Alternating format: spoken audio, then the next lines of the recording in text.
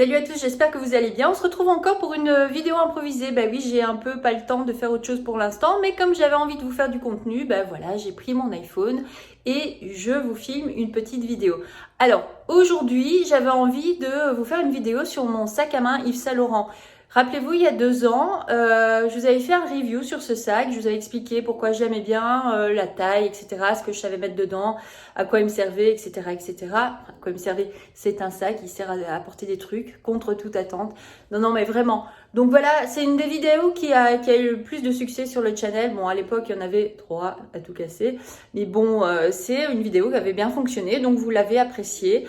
Et je me suis dit que comme il n'y a toujours pas énormément de vidéos sur ce fameux sac Yves Saint Laurent, ce sac de jour, en tout cas dans la version que j'ai moi, à savoir la version 35 cm souple, je me suis dit que peut-être vous seriez intéressé de voir un peu comment je me suis approprié ce sac 2 ans plus tard, comment je l'utilise, un petit rappel de ce que je mets dedans et voilà, enfin je vous montre le sac et on improvise, hein. Allez. Alors voilà le gros bébé. Vous pouvez déjà voir que il est bien bourré. Voilà, on y est. Donc vous pouvez voir que je vous avais déjà expliqué que ce sac était grande contenance et qu'il pouvait s'adapter grâce aux petites lichettes, j'ai envie de dire, qu'on trouve sur le côté, qu'on peut fermer pour le faire un petit peu plus étroit ou qu'on peut étendre pour faire vraiment un sac maxi volume. Moi, je le compare toujours autant au sac, au Birkin 35. Au niveau de la forme, c'est à peu près pareil. Il a 2 anses aussi. Enfin voilà, c'est pas une copie, hein, mais c'est un peu l'inspiration d'Yves Saint Laurent. Je suis certaine que voilà, l'inspiration de ce sac était clairement le Birkin parce qu'on y retrouve vraiment beaucoup d'éléments. On retrouve les petits bidules, je sais jamais comment ça s'appelle, les petites sangles là sur le côté pour resserrer, sauf qu'ici elles sont avec deux attaches de clous comme ça. Il y a des attaches derrière aussi, donc ça c'est vrai que c'est différent du Birkin, mais bon, ça permet de l'allonger très très fort. Il y a aussi le petit côté bon alors perdu dans toutes les décos que j'ai mises. Comme sur le Birkin, vous avez aussi un cadenas avec des clés. Oui voilà, les anses, le type de cuir, le logo ici, enfin voilà, il y a beaucoup d'inspiration. Donc les gens qui comme moi n'ont pas la possibilité financièrement de mettre 6 ou 7 000 euros dans un sac Birkin, même s'ils en ont très très envie, mais qui se disent que quand même il y a autre chose à faire. Et voilà, je pense que c'était un truc comme un tiers du prix. Je l'ai quand même payé cher, hein. Je pense que c'était 2500 euros le Saint Laurent. Mais c'est un bon investissement parce que voilà, il est très très proche du sac de mes rêves qui est le Birkin. Et il est même mieux parce que vous recevez une pochette à l'intérieur que vous pouvez détacher. Moi, je l'ai détaché finalement parce que le fait d'avoir cette pochette, ça faisait une séparation qui m'arrangeait pas, alors que d'habitude, j'aime bien les séparations.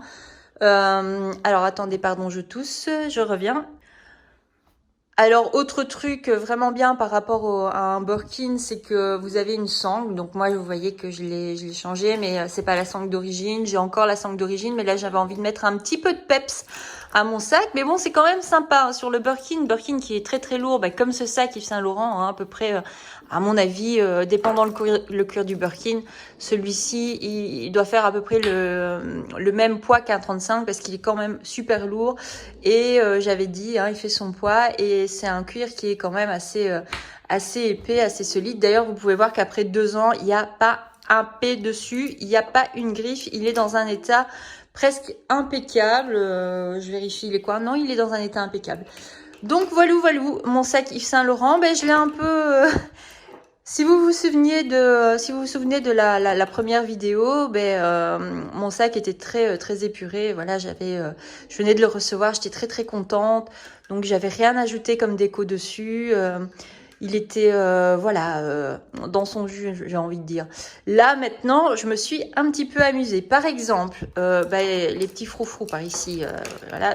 Alors le sac est déjà lourd à la base. Et puis moi, ce que j'ai fait, c'est que j'ai rajouté du poids en mettant des babioles dessus. Mais j'aime bien, je trouve que ça fait rock'n'roll.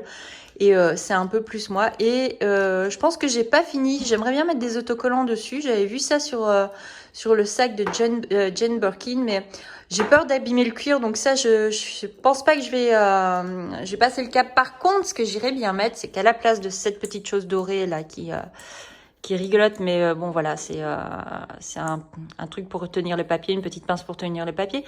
J'irais bien mettre des grosses attaches, comment on appelle ça, des épingles nourricières, vous savez, comme on trouve dans les quilts, des trucs dorés, en version dorée parce que j'aime bien le doré. Et bon là, c'est argenté, mais c'est très très très très discret. Donc du coup, si je rajoute du doré dessus, comme j'ai fait ici d'ailleurs, ça le fait. Alors, hop, un petit cadenas Louis Vuitton d'un de mes sacs Montaigne dont je vous parlerai dans une autre vidéo parce que ce sont des sacs extraordinaires, les montagnes GM, en tout cas pour sacs de bureau. Là, j'ai mes AirPods avec une petite cover que j'ai trouvée sur AliExpress qui est très sympa parce que du coup il y a le truc là pour les accrocher. Je trouve ça vraiment très chouette et aussi pareil, hein, très rock'n'roll. Alors ça, je l'avais vu aussi sur une inspiration d'un sac Birkin à l'époque où j'envisageais peut-être d'éventuellement, si possible, acheter un sac Birkin à 35 cm. Et c'est sympa. Et puis, on sait jamais, on peut toujours avoir besoin de s'accrocher solidement à un truc. Donc voilà, j'ai un petit... hop. Comment on appelle ça? Je ne sais plus. Il y en a beaucoup qui utilisent ça en porte-clés. En vrai, c'est pour soit attacher des cordes ou faire de l'escalade ou des trucs comme ça. Mais je reviens plus sur le nom, mais enfin, c'est pas grave. Moi, je trouve ça rock'n'roll aussi, j'aime bien. Alors, moi, rock'n'roll, mon badge... Badge du bureau, bah oui, parce que j'ai tendance, j'en ai déjà perdu 3 cette année, donc j'essaye de les mettre à un endroit visible. Là, je peux pas faire mieux. Du coup, j'ai acheté une petite sangle pour attacher. Bon, alors voilà, un truc très discret qui passe partout, qui prend pas de place, tout ça. Pour vraiment trouver mon badge à coup sûr, même s'il est dans mon sac ou dans un autre sac. Voilà, je peux pas le perdre. Alors, j'ai accroché 2 badges. Ah, il y en a un qui vient de tomber. Pratique. Donc, j'avais accroché 2 badges. Des badges de Olivia Hainaut, qui est une créatrice... Je recommence. Qui est une créatrice de bijoux belge, qui est de Bruxelles. Donc, une beauté et une gentillesse, cette dame, et une élégance. Voilà, donc... des bijoux super beaux. Allez voir ce qu'elle fait sur son site ou sur sa page Facebook. Olivia Hainaut, elle est formidable. Et donc voilà, j'ai 2 petits badges Carpe dat fucking diem, élégant, classe, rock'n'roll. Et oui, je suis chère parce que ça me fait... Alors voilà, j'aime bien les sacs de luxe. J'en ai pas 3 millions non plus, mais j'ai une jolie petite collection. Et quand j'achète un sac, j'aime bien mettre le prix parce que j'aime bien un sac de qualité. J'achète pas de sac chez Zara, éventuellement une pochette ou l'autre. Enfin voilà, des trucs où je sais que ce sera juste un...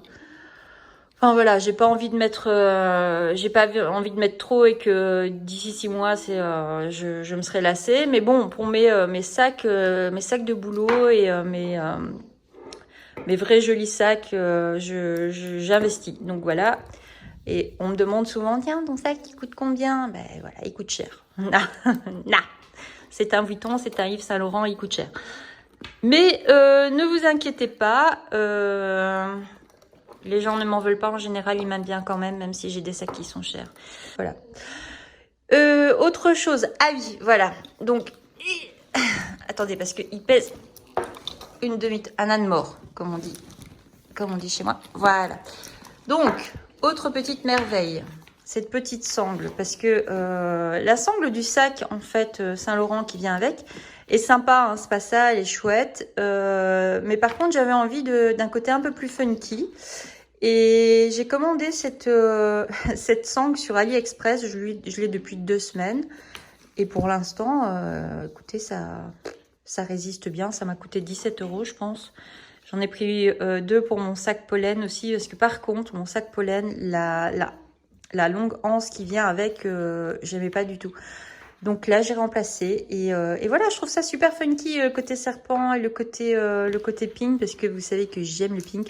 Ça donne un petit air encore plus rock'n'roll. Et je trouve qu'avec ce sac, c'est plutôt pas désagréable. Alors, sur le côté, ben, j'ai tapé mon masque parce que, évidemment, masque de secours, situation Covid, tout ça, je retourne au bureau, donc j'essaye de protéger les gens que je croise et je me balade avec mon masque. Alors, j'ai celui-là au cas où j'oublie ou je paume l'autre, mais en général, j'en rajoute un autre dans mon sac. Alors, dans mon sac, qu'est-ce qu'il contient ? D'habitude, il y a mon iPad Pro aussi qui vient là-dedans. D'ailleurs, si vous voulez, je vais vous le chercher, comme ça, je vous montre ce que ça donne. Et voilà, comme promis, elle a rajouté l'iPad Pro. Bon, alors, on va faire quoi? On va faire un petit vide sac, what's in my bag, improviser tout ça, hein. Donc, alors, on va commencer par les pièces maîtresses. Le truc, alors, ce truc, c'est le truc le plus lourd. Vous voyez, j'ai un laptop qui m'est fourni par le bureau, par l'agence pour laquelle je travaille. Et ce laptop est globalement lourd. Vraiment, c'est pas... on n'est pas comparativement au poids d'un MacBook Pro 13 pouces ou d'un petit MacBook Air, machin. Non, c'est du 14 pouces. C'est du 14... Ah, 3, 4. Non, c'est du 14 pouces. C'est un PC. Et voilà, il fait son poids. Mais on a pire, les amis. On a mon superbe, magnifique, extraordinaire, que vous connaissez bien maintenant, agenda manager A5 de chez Vanderspek, dans lequel, parce que cet agenda est énorme, n'est-ce pas? Il est énorme et il n'a peur de rien. Donc, parfois, bon, j'essaye d'éviter parce que franchement, il y a tellement la place pour mettre des feuilles ici que ça sert à rien de commencer à mettre. Mais parfois, je mets un carnet là-dedans et je le ferme. En plus de mon petit clavier Logitech que j'utilise pour mon iPad Pro au bureau. Voilà, il n'a pas peur, il résiste bien et il se ferme super facilement, il n'y a aucun souci. Et pourtant, il est rempli de feuilles, rempli de trucs. C'est hyper impressionnant. Alors, je sais pas si je vous avais montré, sur mon Instagram sûrement, ces petits bics mermaid, petite sirène, j'en ai des roses, j'en ai des bleus turquoise. Je les ai achetés chez Emma, ça coûte rien, je crois que c'était 1,95 € ou 1,75 €. Ils sont trop mignons.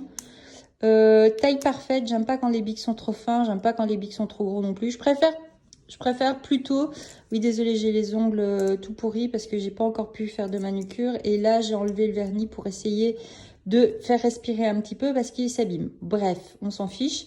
Donc, mes petits bics mermaid à 1,75 € ou 1,95 € de chez Emma. Topissime, je vous les conseille. Si vous aimez les trucs un peu mignons... Et regardez, en plus, il va super bien avec mon agenda, le rose, tout ça. Voilà, donc la pièce maîtresse, le truc qui fait, je sais pas, sur les 30 kilos du sac, ce truc doit en faire 25. Après ça, on a mon laptop.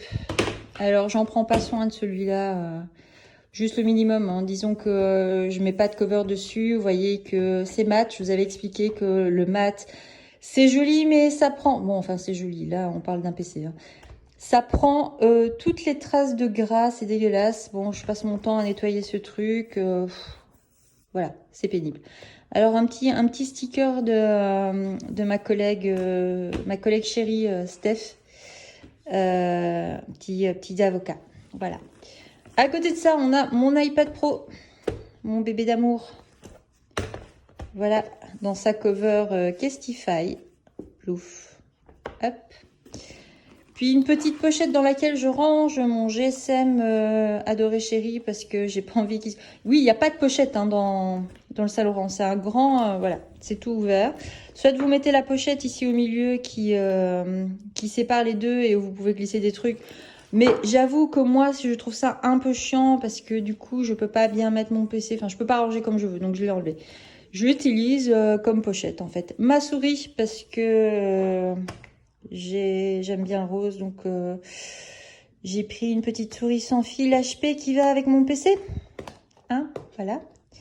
Non, blague à part, super pratique cette souris parce que comme je bouge beaucoup, même dans la boîte, hein, je reste pas souvent à ma place, on a pas mal de réunions, on a pas mal de calls, surtout pour l'instant.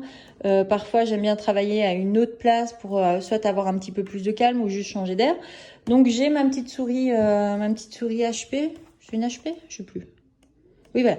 Une petite souris HP sans fil, sympa. Mes lunettes de vue avec qui ne sont pas des Céline du tout, qui sont des comment elles s'appellent voilà, niais. Des Dita, super jolies. Voilà. Oui, c'est de l'or, madame.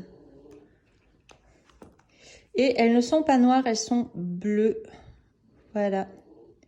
Super jolies. Super jolies. Et cette trousse Céline qui est sympa, mais qui ramasse toutes les bouloches. Enfin, c'est pas très grave, hein. Le but, c'est qu'elle prenne pas beaucoup de place. Et qu'elle protège mes lunettes.